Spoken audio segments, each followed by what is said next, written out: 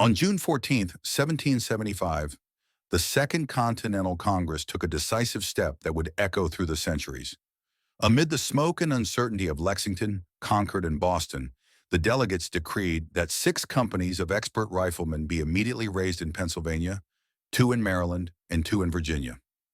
These companies were to become the vanguard of a new unified force, one that would soon be christened the Continental Army.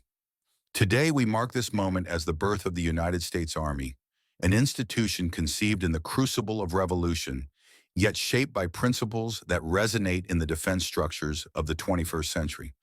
The events of April 1775 made one truth abundantly clear. Colonial militias, though spirited and locally resilient, lacked the cohesion and discipline required for a protracted war against Britain's professional regulars. As armed clashes erupted, New England farmers in homespun opposed redcoats and scarlet, yet bravery alone would not secure liberty. Recognizing this, the Continental Congress resolved to formalize and standardize military service beyond provincial lines. The authorization of 10 companies of riflemen inaugurated the first branch of what would soon become a far-reaching military institution. These sharpshooters, drawn from the frontier regions of Pennsylvania, Maryland, and Virginia, brought invaluable skills in marksmanship and light infantry tactics. Congress's foresight in commissioning expert riflemen anticipated the guerrilla-style skirmishes that would define much of the Revolutionary struggle. In adopting the New England Army of Observation as the core of the Continental Army, the Congress embraced unity of command and regular enlistment, foundations for a truly national force. One day after endorsing these rifle companies, the Congress faced the critical question of leadership.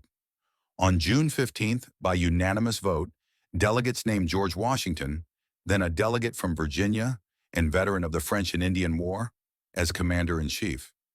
Washington's appointment answered multiple imperatives. It placated Southern delegates by placing a Virginian at the helm. It galvanized morale through his well-earned reputation for integrity. Above all, it placed the nascent army under a leader capable of melding disparate provincial forces into a single, disciplined body. When Washington received his commission on June 19, 1775, he inherited an army yearning for structure. In the months that followed, his leadership would prove indispensable. Under his guidance, the ragtag volunteers transformed into a force capable of standing toe-to-toe with the world's premier army. Before the Declaration of Independence itself, Congress extended its vision beyond infantry. On June 16th, 4 additional branches were authorized: the Adjutant General's Corps, the Corps of Engineers, the Finance Corps, and the Quartermaster Corps. These entities address the often overlooked sinews of military power: orders and inspections, fortifications and reconnaissance, fiscal management, and the movement of supplies. Here was a recognition that wars are not won by muskets alone, but by the sustained movement of men, material, and information. Within weeks, further branches followed. The artillery was established on November 17, 1775, unlocking the destructive potential of cannon and mortar. 25 days later, cavalry detachments were sanctioned to provide mobility and reconnaissance. In the sweltering summer of 1775, the Army Medical Department took shape under a Surgeon General. Chaplains and the Judge Advocate General's Corps joined the ranks, ensuring spiritual care and legal order.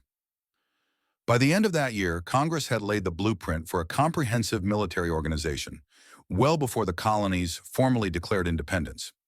The Continental Congress's actions in June 1775 demonstrate a striking acuity.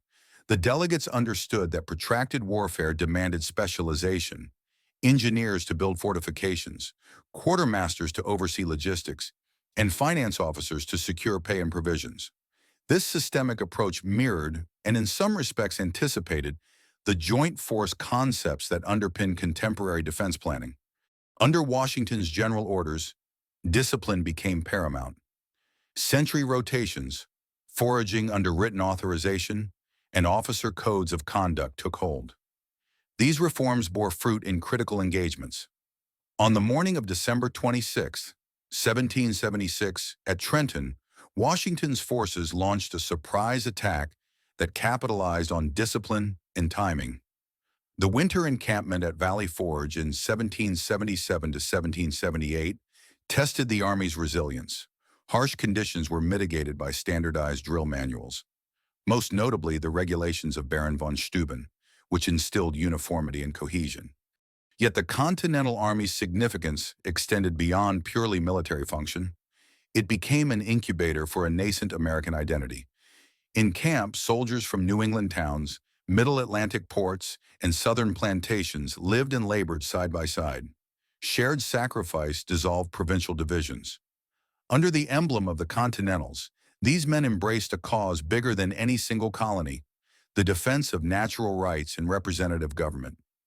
Today, the Army Medical Department, the Judge Advocate General's Corps, and the Chaplain Corps carry unbroken lineages to those early July 1775 origins. Each branch embodies a legacy of innovation and adaptability. In 2025, the Army confronts threats unimaginable to the founding generation: cyber attacks, unmanned aerial systems, and hybrid warfare. And yet, the impulse that drove the Continental Congress to form specialized, interoperable units under unified command remains vital.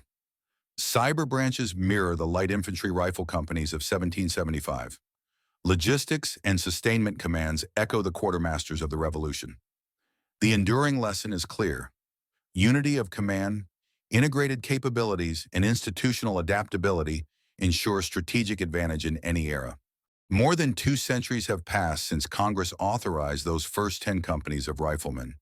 Yet the principles forged in that critical week of June 1775, professionalism, specialization, and cohesion, continue to guide America's Army as it navigates the complex challenges of our time.